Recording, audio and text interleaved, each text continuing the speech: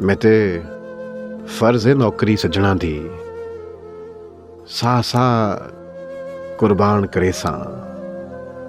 मैं ते फर्ज है नौकरी सज्जणा दी, सा सा कुर्बान करे सा। दुख दे के अपनी जिंदड़ी नूं सुख सज्जणा तो वार छुड़े सा। दुख दे के अपनी जिंदड़ी नूं सुख सज्जणा तो वार देसा।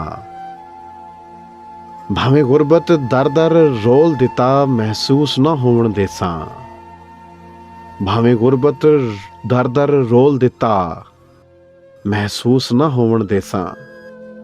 मैं ते फर्ज है नौकरी सज्जणा दी, सा सा कुर्बान करे सा।